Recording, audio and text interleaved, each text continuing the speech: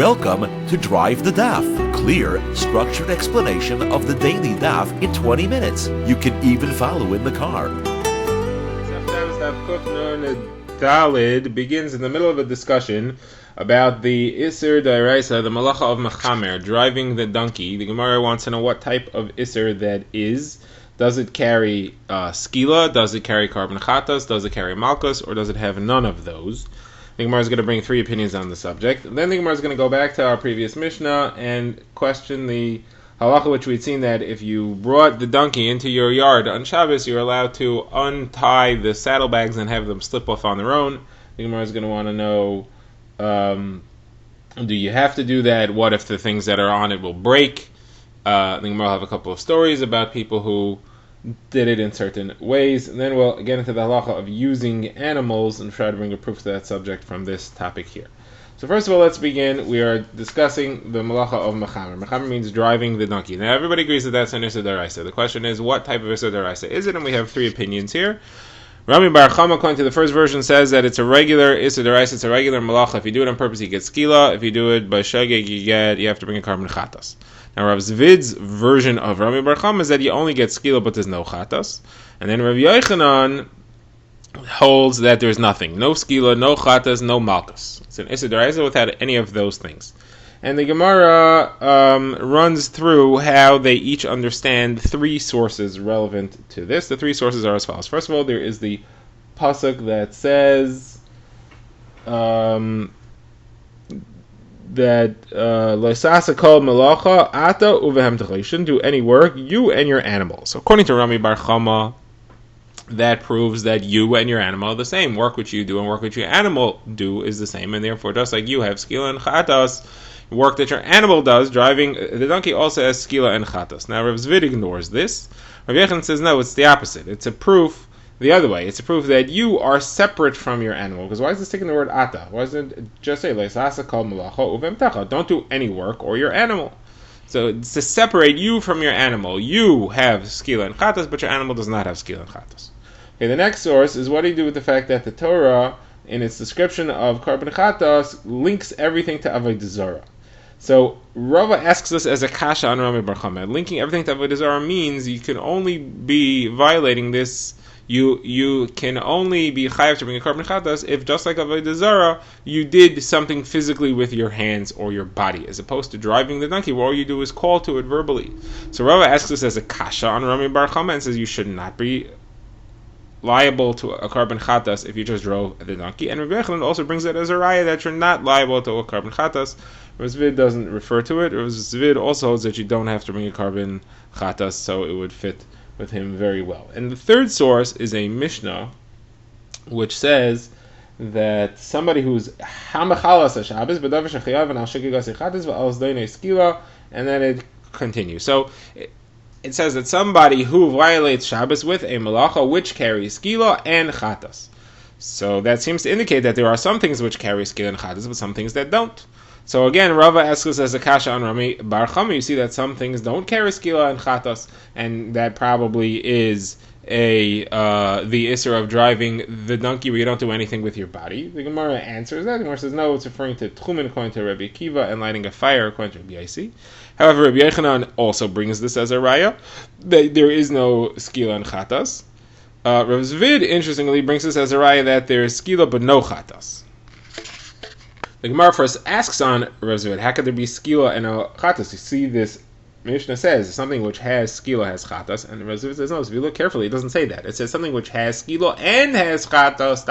That indicates that some things which have skila and chatas is something which have skila but not chatas. And what would that be? That would be this case of driving the donkey. Okay, that's the discussion. There's just one side note over here. The Gemara is not clear exactly who quoted Rabbi Yochanan, and there's some machlokas rishonim as to what the girsa is. The Gemara's version, at least according to the text that we have, is that Rabbi Yochanan is quoted by Rava, who is either the brother of Mari bar Rachel, Mari the daughter of the son of Rachel, or it's Rava who was the father of Mari bar Rachel, meaning Mari was the son of Rachel. Rachel was his mother. We don't know who his father is. Either it was Rava, That's the second version, or was somebody else, and we don't know who the father is, but we do know that the uncle was this Rava. So the Gemara notes that according to the second version, that Mari Barachel's father was someone named Rava. You have a problem, because the Gemara elsewhere in Yevamos says that Mari Barachel's father was a goy, and it was a chiddush that he was appointed. I think it was Rav who appointed him as a leader over the community, even though he was a guy. He was machshir him, and he appointed him. He said he's not a guy, and so if it was Rava, then there is no reason for that. But Rashi removes this entire discussion from our text of the Gemara, and Tosfos does as well. Okay, we now move on, and we refer to the second half of the Mishnah, where we had seen the halacha that when you were caught along the road as Shabbos began, and you're allowed to keep going with the saddle bags full on the back of the donkey. When you get into a protected area, you loose the bags until they fall off on their own. So Rav Huna quotes a halacha that if the saddlebags are carrying glass, you're allowed to bring pillows and blankets and put it on the floor and have the glass fall on it so it shouldn't break. So Gemara says, why should you have to do that? We learned that you're allowed to actually take non-muktzah objects off with your hands and set them gently on the ground. So glass isn't muktzah. So this is referring to glass muktzah objects, such as tools used for bloodletting, which you couldn't possibly do anything else with. They are absolutely vile, stained with blood, and disgusting. Now the Gemara asks Akasha, how are you allowed to have them fall on the pillows and blankets? Those pillows and blankets will then become muktzah because you can't get them out from under the glass, and it's bitul kli mehechano. That means that you no longer have anything you could do with this non-muktzah object, and now becomes useless on Shabbos. And that we had seen earlier in the Masechta, Machok is why it's forbidden to make a kli useless on Shabbos. Either it's like boine because you're attaching it to the ground because you can't move it, or it's like soiser because you're destroying its use. So Gemara says that the situation here is where you have a series of cushions that you can slowly transfer the object to the ground, and you can slide the cushions out from under it, and then you don't have an iser at all. So the Gemara asks the kasha from a brisa. We have a brisa that says if you have your animal that's carrying glass or tevel, that's grain that you can't eat because meiser wasn't taken from it. So this brisa says you should let it slide off, and if it smashes, it smashes. So Gemara says, why don't you bring the pillows and the blankets? Gemara says that this is a different situation here. Here it was just sheets of glass. It wasn't tools or cups or things like that. It's just sheets, and you're going to cut them up anyway to use for windows, so you don't really lose anything if it smashes. So the Gemara says, and you can actually see that this is clear in the brisa because it lists it together with tevel. Just like tevel you can't use, this glass also you can't use. There isn't anything you can do with it on Shabbos. It's just sheets of glass. So the Gemara says, so then what's the chiddush? Why do I care about the fact that it smashes? Why do you have to say even though it smashes? The fact that it smashes doesn't cause any loss. So the Gemara says, no, there is a loss because when it'll break, you will lose some shards. You'll have less glass left afterwards. Okay, now the Gemara quotes another brisa of Shimon Bar Yochai that if your animal was carrying grain, so you can shift it off, you can push it with your head, push it onto the ground, and it can fall on its own. And then it says that the donkey of Rabban Gamliel was once in this situation, and it was carrying honey. And Rabban Gamliel refused to unload it in Shabbos until after Shabbos, and it was left standing with the honey the whole Shabbos, and then by the time Shabbos was over, it died. So Gemara wants to know why did this happen? The Gemara says, first of all, honey is not muktzah. You should just be able to take it off. So Gemara says this honey had soured. It was useless. It wasn't useful as honey, and therefore it was muktzah. The Gemara says, well, if it's soured, then it's garbage. Why was he carrying it at all? The Gemara says, no, it's useful as a salve to help heal wounds on camels. So Gemara says, why didn't he just untie the ropes and let it fall? The Gemara says it was in flasks that would have broken and the honey would have spilled all over the place. The Gemara says, let him bring pillows and blankets. The Gemara said it would have spilled out and ruined the pillows and the blankets. It would have gotten filthy, and it would have been bitul kli meichan. It would have been an isser of making it forbidden, of making those pillows and blankets useless, which he held was usher. So the Gemara says, big deal. I understand the problem, but it's tzar b'lechaim, causing pain to the donkey. The Gemara says that Rabban Gamliel held that tzar b'lechaim was an isser derabanan, bitul kli meichan. It was also an isser derabanan, and therefore you do not push away bitul kli meichan just because of tzar b'lechaim.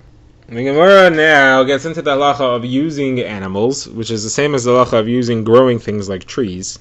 And the Gemara brings it up here because we're going to start off with a proof from our Mishnah. So, in using animals or trees, it is forbidden to use an animal on Shabbos, it's forbidden to use a tree on Shabbos. The Gemara differentiates tzedadin and tzidei tzedadin, and we might revise this understanding in the future, but for now, we're defining using the animal as the top of the animal, riding on it. The same would be the top of a tree. Sides would be using the side of the animal, something which puts you in contact with or leaning on the side of the animal or the tree.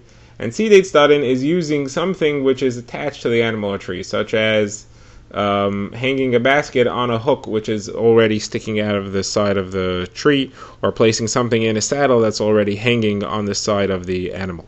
So the Gemara begins by saying that Abaye once found Rava who was playing with his child on this side of the donkey. He was rubbing him along the donkey. I guess it tickled. And Abaye said, "What are you doing? You're using the animal. The halacha is you're not allowed to use an animal." And Rava said, "The sides you're allowed to use. The only isser is on top. It's an isser you may come to ride it. But if it's a not normal way of using it, such as using the sides, leaning on or touching the sides of the animal, that's not a problem." So Gemara says, how do you know? So the Gemara says, from our Mishnah here, you're allowed to release the saddlebags and they could fall off. How does he release the saddlebags? Most likely we're talking about saddlebags that are connected on each side. There are two bags, one on each side of the donkey, and it's connected by a rope, and you have to go take off the whole thing in one shot. In order to get it off, you have to lean on the side of the donkey.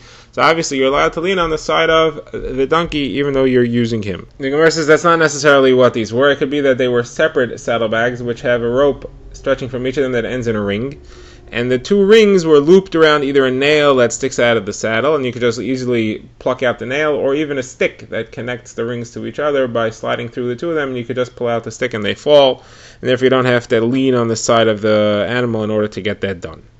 Okay, so now the Gemara wants to prove whether or not this issue of using the sides of things are okay. We're going to switch to trees, and the Gemara brings a Mishnah in Masechta Sukkah. And there it says, if you have a sukkah that it has only 3 walls, and one of the walls is a tree, so it's a kosher sukkah. A tree is allowed to be a wall. It's not allowed to be the schach, but it's allowed to be the wall. The problem is you can't go into it on Yontif, because what's happening? The tree, which is a wall, is holding up the schach, and by you going into the sukkah, you're using the schach. That means you're using the schach which are on the side of the tree. You're using something connected to the tree. That's called using the sides of the tree. So clearly here then you're not allowed to use the sides. That's called using a side. You're not allowed to use the sides. So that is clearly proof against Rava. You're not allowed to use the sides even of something. So the Gemara says no, the situation here is not where it was connected to something stuck on the sides of the tree. It was connected to the top of the tree. The tree was bent over and the schach was laying across the top of the tree, some of the branches or something like that, and that's what was holding up the schach, and therefore you're using the tree itself. That's why there's a problem here. So Gemara says, if that's true, so how do you understand the Seifa? The Seifa over there says that if there are 3 walls and the tree, if there are 4 walls and the tree is the 4th wall, then it's okay. But if the schach is resting on it, so then why should that be okay? So Gemara says, so what do you think? That using the sides of a tree is forbidden? Then how would you explain it then? It should for sure be aser. So it's got to be that the situation here is that the tree here isn't holding up the schach at all. Because it's a 4th wall, you don't need it to support the schach. The schach is supported by the other 3 walls. It's just standing there and the branches are forming the wall. That's why it's okay.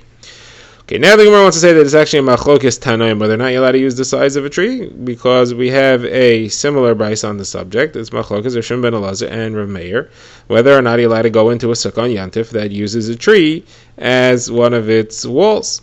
So mustama, the case is where it's the sides. It's the side of the tree. It's not the top of the tree, otherwise it'd be no machlokes. It's the side of the tree, meaning you have a beam nailed into the side of the tree, and the schach is resting on that beam. So that's called stadin, and then you have a machlokes. So that's machlokes about this halacha. So the Gemara says that case would not be called stadin. That would be called using the sides of the sides. You're not using the beam, you're using the schach, and the schach is not fixed to the side of the tree. It's fixed to the beam, which is fixed to the side of the tree. So the tree is a tree. The beam that's on it is using the side of the tree. You're using the schach, which is the side of the side. So where it says that, Rava says that there's no difference. Whoever holds that sides are usher would also hold that sides of sides are usher, and whoever holds that one is permitted would hold that the other is permitted. Okay, the Gemara has more to say about this, but we'll leave that for that.